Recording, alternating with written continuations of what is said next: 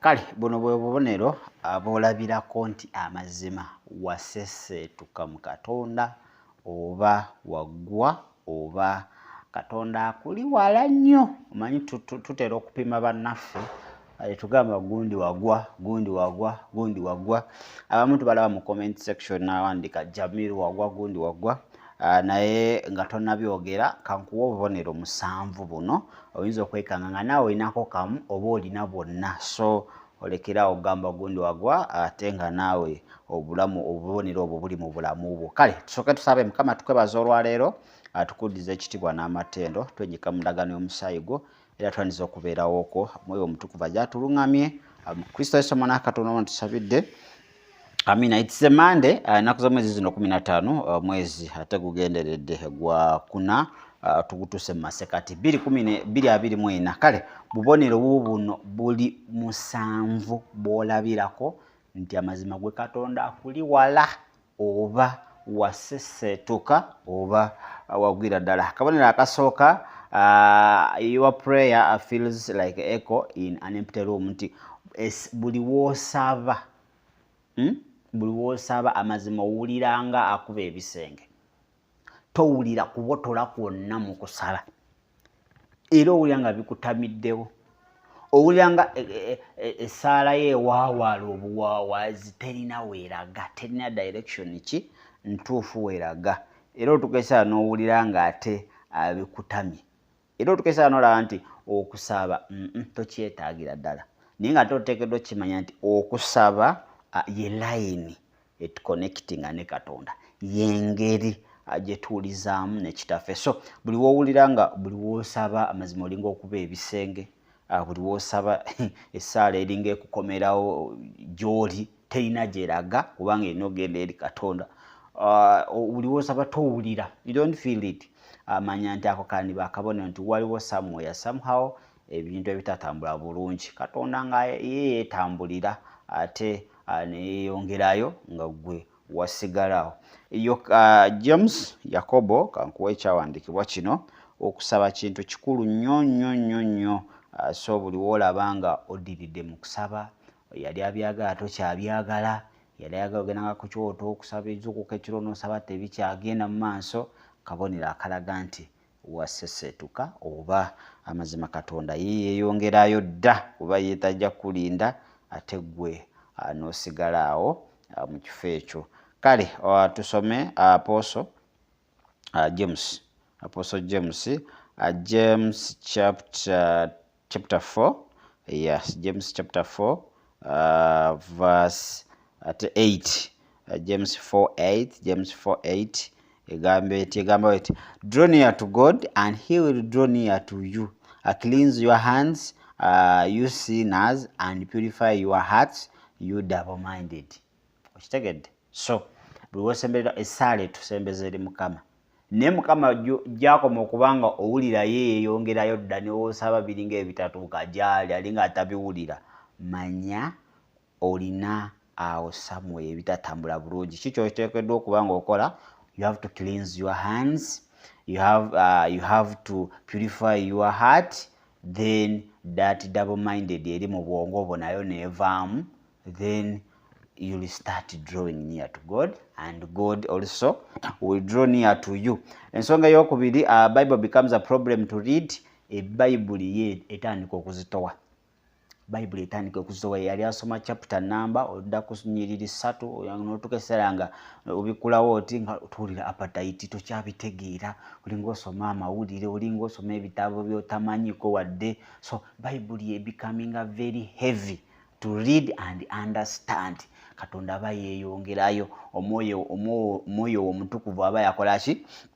Aba yeeyongerayo dda nga yagenda. Kyova nti nabano bannabbi b'obulimba abamu batandika bulungi naye Katonda agenda nga yeeyongerayo, omwoyo we naye ng'agenda, so ne basigala awo ku ebyo mazzi butambaala biki. So Bible ne bagivaako n'okuba nga bagisoma. Ekibuuzo, how often do you read your Bible? Bible yo gisoma kyenkana ki? Okyagisoma ngayo wali ogisoma oba ebintu byatabuka?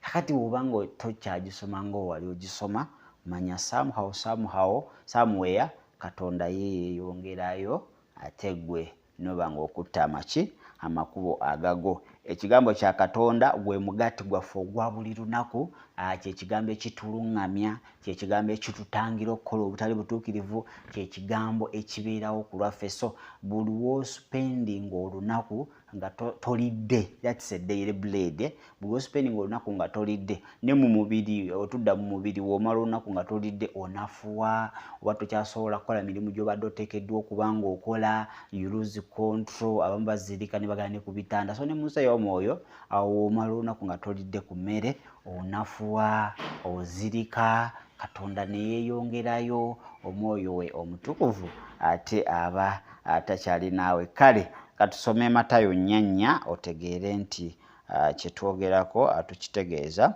osooka omanye nti olina okuba ng'oddayo otandika okuba ng'osoma ebyawandiikibwa. Matayo 4 egamba bw'eti, but he answered and said, it is written, man shall not live by bread alone, but every word that proceeds from the mouth of God.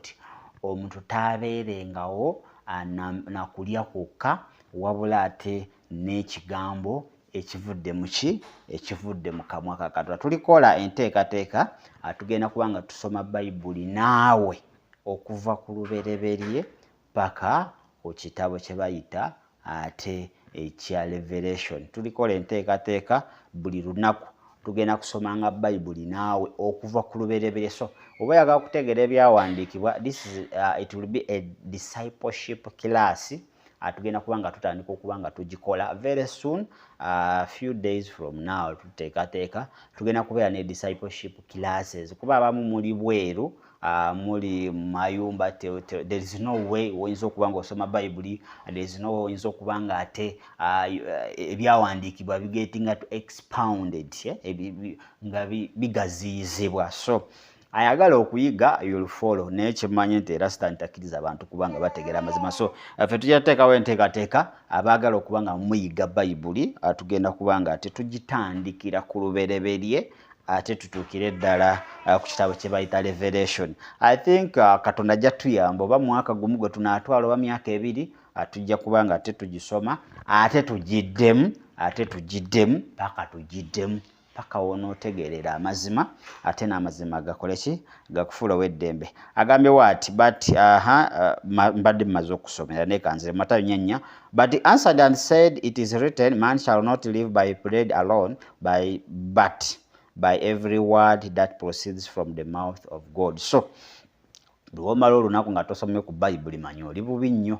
Katonda ayinza okuba yeeyongerayo dda gwe nga yakuleka awo oli awo ate nga essimu ezitowa, TikTok ewewuka, manya essimu ewewuka, TikTok ewewuka, WhatsApp ewewuka, ne when it comes to the Bible it is very very and very heavy. So and also n'okuba nga okola ku nsonga eyo olaba nga tokyalina budde bwa Bayibuli, manya ebbonero obulaga nti oyinza okuba nga ate waseseetuka oba Katonda yakuleka ate n'osigalawo. Pointi yaffe eyokusatu eraga nti church feels like kanisa etuuka ekiseera nga ate kikyali kifo kya buddukiro, wabula nga okirabanga ekifo ekya bulijjo, ekifo eky'omuziki, si kugenda kuba nga ate tuwummuzibwa. So buli olaba nga ekiseera kituuka nga ekkanisa tekola kyamakulu nnyo mu bulamu bwo oba mu magenda go, ng'ate gomala n'omwaka oluusi ogendayo Easter, oluusi ogendayo Christmas,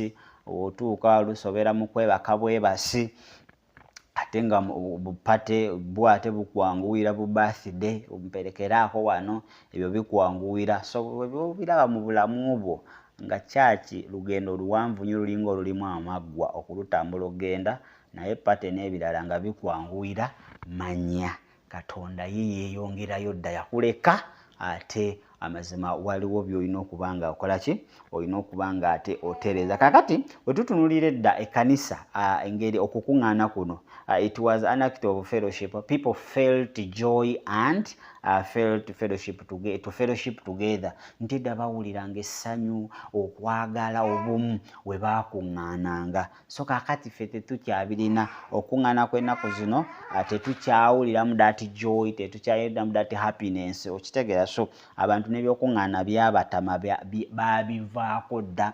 Abamu balowooza ebyokuŋŋaana byakukolera mu ssente n'ebirala naye nga from Genesis okuva ku ntandikwa y'ekkanisa mu bikola by'abatume okuŋŋaana kwalinga kwa okuŋŋaanira wamu joy, okufiiringa that happiness, that togetherness, okwezzaamu amaanyi n'ebirala. So bw'oba tokuŋŋaana kabonero kalaga nti gwe amazima waseseetuka. Abo babagamba nti temukuŋŋaana baagala kubanga Katonda abeesonyiwa ye yeeyongereyo ate mwe musigalawo mukone. Buli muntu agamba nti tokuŋŋaana kanisa muziveemu, oyo aba ayagala ogwe Katonda akuveeko, Katonda ye asobole okuba nga yeeyongerayo n'abali siriyasi, ate oliddamu amagezi n'osembera gy'ali naye ajja kuba ng'akola ki? Ajja kuba ng'asembera. Kale tusome Hebrews tulabe ki kye boogera ku kukuŋŋaana. Hebrews 10 ate chapter 10 verse 25 egamba etya?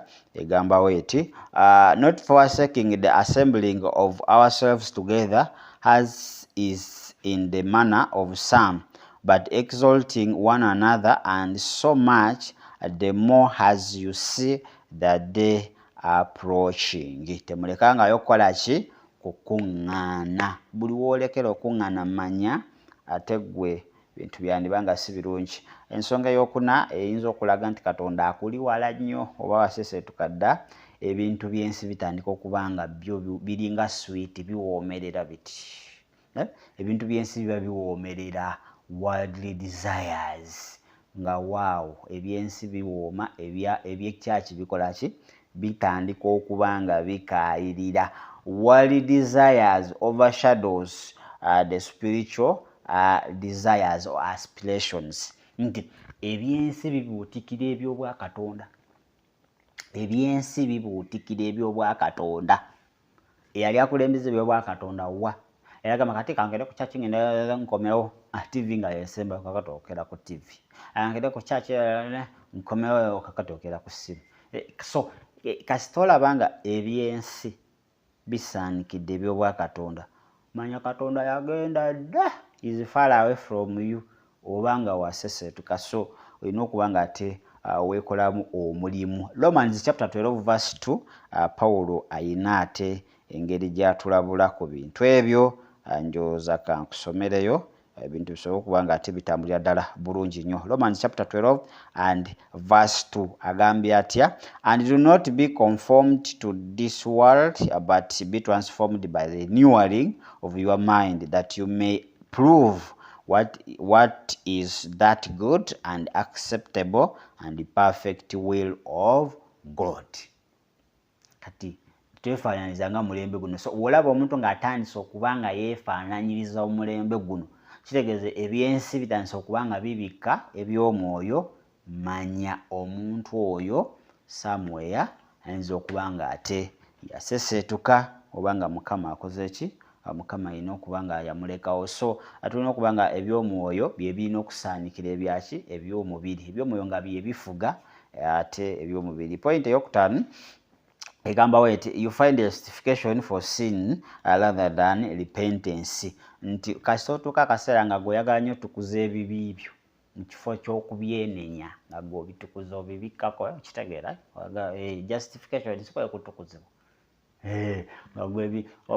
W'okola ebibi ate oyagala bitukuza bifuuke birungi. So buli woolaba omuntu ng'atuuse to that element, oba musumba n'awasa omukazi owokubiri ate mu kifo ky'okwenenya n'ajjayo ebyawandiikibwa n'atandika okuba nga abikkirira n'ebintu ebirala bye tutambuliramu mu bulamu obwa bulijjo, amanya omuntu oyo Katonda ayinza okuba yamuvaako dda nga yeeyongerayo ate nga ye yaseseetuka n'ava mu kkubo ki?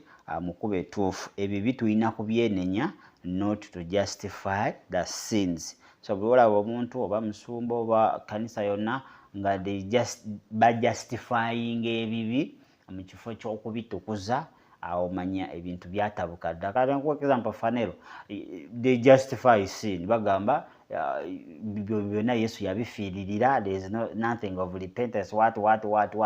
That is justifying sins. So sins is taken away by repentance, and true repentance omusaayi gwa Yesu we gujja ne gukola ki ne gukunaaza. So buli wobeera nga weewolereza ebibi weebikkirira ebibi obitukuza manya somehow somewhere ebintu biyinza okuba nga ate byawaba ng'olina kuba nga ate obitereeza butereeza. Yokaana ebbaluwa esookera ddala ate n'olunyiriri olusooka Yokaana chapter 1 verse 9 Yokaana chapter 1 ate verse 9 egamba etya, if we confess our sins is faithful and just to forgive us our sins and to cleanse us from all unrighteousness. Wetwatula ebibi byaffe ye mwesigwa okuba nga ate atusonyiwa ate n'okutunaaza okututukuza okutujja mu butali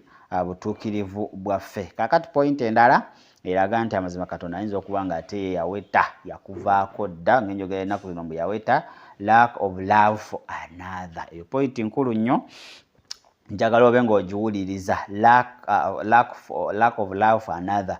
Buli olaba omuntu nga takyalina kwagala eri abalala nga ye aliwo kubanga akola ki aliwo kubanga ate anenya bunenya yasala musango takyayagala tekyali bugumiikiriza okitegedde. So we have people who don't have love nga bo tebalina kwagala okitegedde. Woba nga tokkiriziganya nabo kati gwofuuka mulabe kati nga ffe abakolerako sitaani oba nga tokkiriziganyiza naye agamba gwe waddayo dda oli ejenti biki. So ayogera ebintu bingi. So woba nga tolina kwagala eri munno okitegeera nga tolina that love godly love okwagala kyeki okwagala kugumiikiriza okwagala it endures okwagala kusonyiwa okwagala tekwegulumiza okwagala tekunoonya byako. Naye obanga onjagala ng'olina by'onoonyako nti oba nzikiriziganye naawe weŋŋaana ate gwe n'onfuula omubi n'onyonoona nnyonnyo n'enkonoona nnyonnyo ekyo kintu si kirungi. So buli omuntu w'omulaba nga takyalina kwagala mu ye nga mukaawu abatakwatagana naye abatwala bubi nnyo okitegeera omuntu oyo nga anyone who lacks love kitegeeza Katonda aba yavaawo. Katonda tasobola kubeera wakati mu bukyayi. Is a God of reconciliation. Ye Katonda omutabaganya Katonda atuzza naye buli mbeerawo akati tomu nenyimba tomu mwaka mulamba nenkwata kayanja mwaka mulamba nenkwata bujengo mwaka mulamba. So nga teri kalungi kembuugiraku wadde teri kalungi buli wenzija kabi. That's not love. That's not love. So okwagala kwo ku enduringa ebintu byonna. So buli olaba omuntu nga mukaawu yali ayagala takyayagala balina ennaku zino enjogera nze ndi mukoowu nze nakoowa nze nyambye nnyo abantu bankoze bubi biki n'obuuza wali oyamba ng'osuubirani okusasula omuntu. Bayibuli egamba akolimiddwa yeesiga omwana w'omuntu n'omukolera ebirungi ebyenkana bitya tagenda kubanga akola ki tagenda kubanga ate akusiima. So kolera Katonda. So omuntu kasatandika statement ezo bambi omanya waliwo ebitatambula bulungi ate olina okuba nga ate omusaasira n'omusabira. Kale Yokaana enjiri ya Mukama waffe okusinziira ku Yokaana we yagiwandiika 13:34 13:34 egamba, a new commandment I give to you that you love one another as I have loved you that you also love one another. Kyekyo kiragiro Mukama waffe kye yatulekera nti ekiragiro ekipya kye mbalekedde kye kino mwagalanenga nga nange we mbaagadde era nange mbagamba nti mwagalanenga. Yatwagala nga tuli babi tetusaanira. Manyi omuntu okwagala mu bubi bwo oyo omuntu aba akwagadde. Abantu batwagala mu bulungi. Wofuna ekizibu omuntu agamba nze simumanyi nga Peetero kye yakola nze Yesu simumanyi ng'afunye obuzibu. Ennaku zino be balokole be tulina era wofuna ng'omuntu ng'akwagala mu bulungi ne mu bubi. That is a friend. Never lose that brother or sister. Gwe ddayo tula wansi otandika okulaba mu kaseera ke wali mu buzibu mu kaseera ng'ebintu bitabuse bameka bayimirira naawe tewali bonna badduka we byateerera ne bakoma oba mbisole twawulira ebyakutukako naye Mukama mulungi kasawa biyitamu naye nga we wali ng'obirimu bonna badduka. bonna teri yayimirira, bonna amasimu baagajjako, bonna batandika kukusalira musango y'amanyi ani yamuyingiza so buli obeera mu mbeera enzibu abantu ne badduka tootera ne bakomawo. Those are not friends, those are wolves. Okitegeera? Naye Yesu twali babi nga ne Sitaani atulaba tuli babi. Olaba Sitaani wakulabira nti oli mubi, naye he came and blessed us, cleansed us, n'akubwa ku lwaffe. Kati atusuubira naffe omuntu omwagalireyo mu bubi bwe. Ne baaba ekyo kyo kizibu, kisa kya Katonda. Point esembayo egamba weti, you feel unworthy of God's love. Waliwo tusaka mu kaseera kono kanze kakati sikyasaanira, aseera kasiina makulu, kya kasiina mugaso, ne Katonda ali katanjagala, lwaki andeka n'empitamu eno embeera. I think now let me give up. Kasita omuntu atuuka mu that element, kasita atuuka mu situation eyo, Katonda aba oluusi yavaawo dda n'agenda, oba omuntu oyo aba yasesetuka. Mere losing hope, kasita ogwesa okukkiriza n'essuubi, Katonda akwesonyiwa, asooka n'akuviira. Takwesonyiwa wabula asooka n'akola ki? N'avaawo. Kubanga without faith we can't please God. Kasita ogwesa essuubi n'ogwesa n'okukkiriza, manya nti awoyaniriza omulabe mu bulamu bwo. So togwesanga ssuubi, togwesanga kukkiriza, ate totukanga olunaku n'ogamba nze sisaanidde, kiraka Katonda tanjagala, kiraka Katonda alina baayagala, lwaki nze tankolera, lwaki tamponya. Omanyi waliwo obulwadde busobola okuluma, obulwadde obwo ne bukuleetera n'okulowooza nti Katonda taliyo, takola. Osobola okuba nga oli mu embeera n'ekuleetera okulowooza nti Katonda taliyo, ate Katonda takola. Naye mu mbeera yonna gy'oba oyitamu, mu kaseera konna ng'ebintu bitabuse, mu kaseera konna nga mikwano gyo gikulese gikwogerera bwogerezi, mu kaseera ako never think of unworthy. Tolowoozangako nti toli wa mugaso era tosaanira era togwanira mu maaso ga Katonda. Katonda akwagala, kyova olaba nti yawaayo obulamu bwe ku lulwo nange. Ate tusobole ekintu kyangu, tulina kuba nga ate tutereeza bintu, ate tusobole okuba nga ate tutambula nga ate okwagala kwa Katonda we kuli. Kale, it's not to condemn, but it's baka bankwadde sikusalira musango ezo kubanga byonna obiyitamu.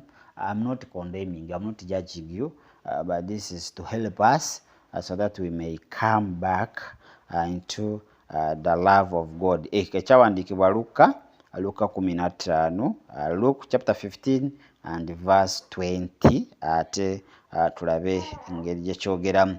Luke 15:20 agamba what? And he rose and came to his father, but when he was still a great way off, his father saw him and had compassion and ran and fell on his knee and kissed him.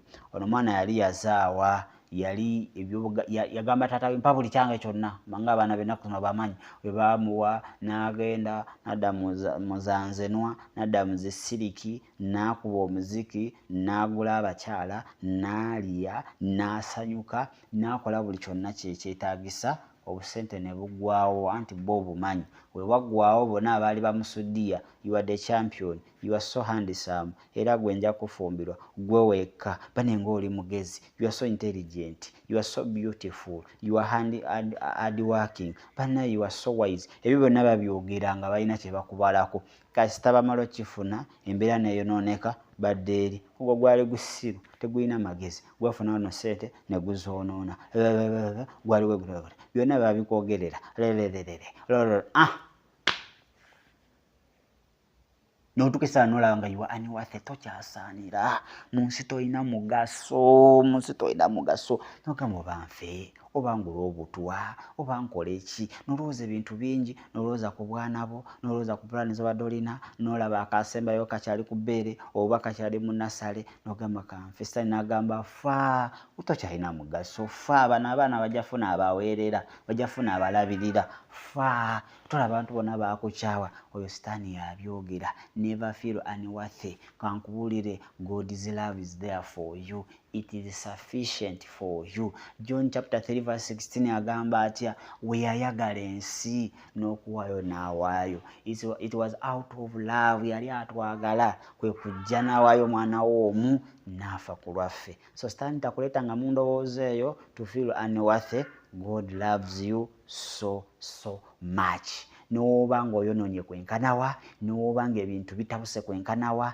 beera ng'omwana ono ali mu Luka 15 ddayo ewaka ddayo ewa taata ddayo ewa Yesu ku mavivi omugambe Daddy, I'm so sorry, I did this, I was driven by worldly desires, naye olwaleero nkomyewo nsonyiwa nsaasira nkomyawo ntukuza. Oyo mwana we taata we kasita yamulaba waati babine taata we yawuliranga ennaku mwana wange yalagawa. Manyi bano abazadde omutima gw'obuzadde olaba maama tasobola okukwata omwana we nga mubbi n'agamba naye omwana wange si mubbi mwana wange mumuleke mwana wange bamuwaayiriza. That heart, what about God?